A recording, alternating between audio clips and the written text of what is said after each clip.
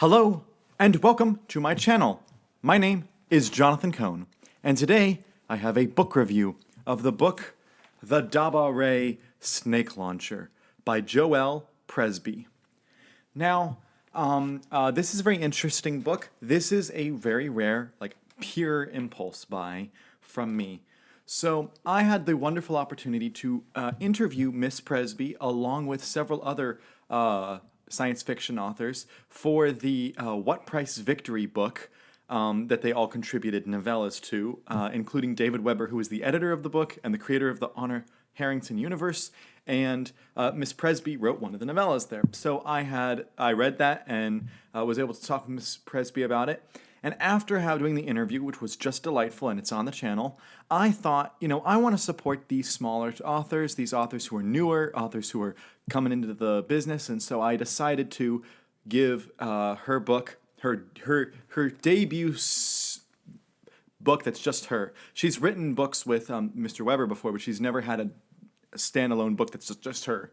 And so her debut novel, The Dabare Snake Launcher. This book came out in November of this past year, so it's really new.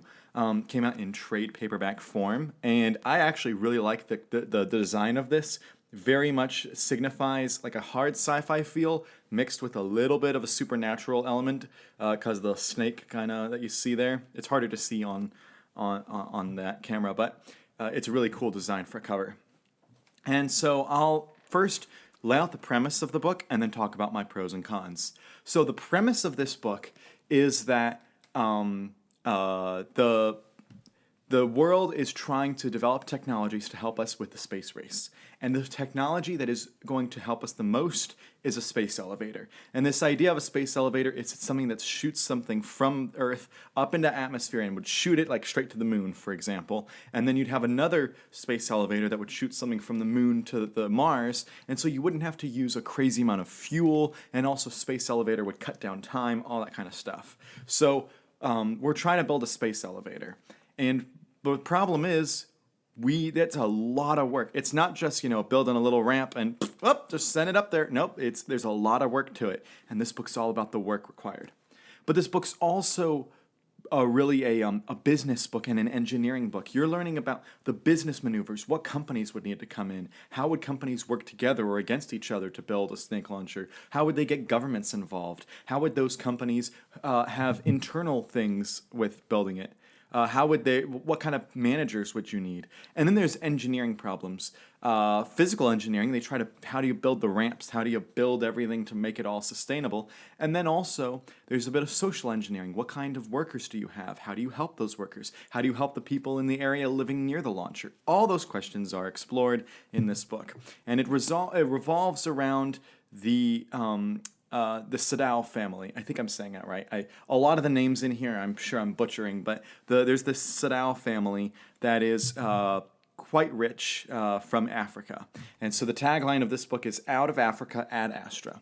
And the pitch of this is that Africa is where the space race happens, because in this kind of alternate history version, in this alternate future type thing, Africa has become really affluent, and they're where we believe is the best place near the equator. That's the best place to build this snake launcher, this space elevator.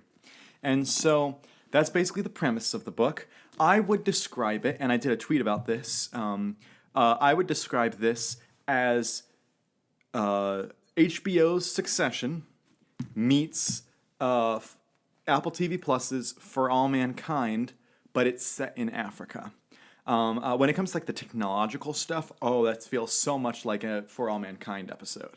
But when they're talking about the business aspect, the backstabbing, the political fortunes, it's really about the Sadao family, and a lot of members of the Sadao family are trying to kick other members out and build their own stature up, or some of them are trying to get out, some are trying to work with other companies, other families, merge families, things like that. So there's a lot of family dynamics of power families that you have in HBO's Succession.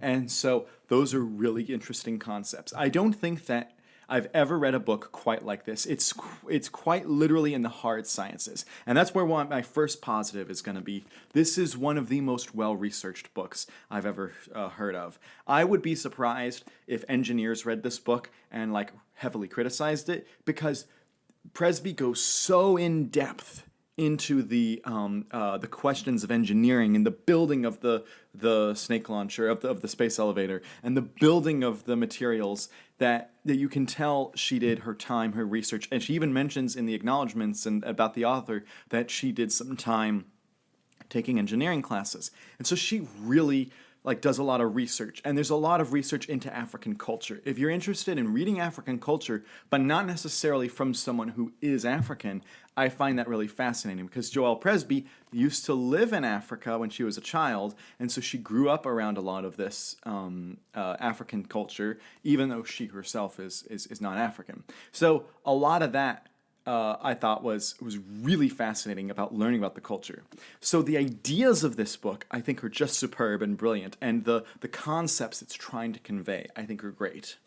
Where does the book stumble, though? The book stumbles in two key areas, in the characters and in the action of the plot. And when you look at it as that way, I think that this book is going to naturally turn off a lot of readers, because the characters are very difficult to get into, and once you get into them, you understand what's happening, but they don't necessarily have the hook, the emotional feel. You don't have that emotional tie-in to these characters that you do in a lot of other science fiction and fantasy projects, or even other just contemporary projects.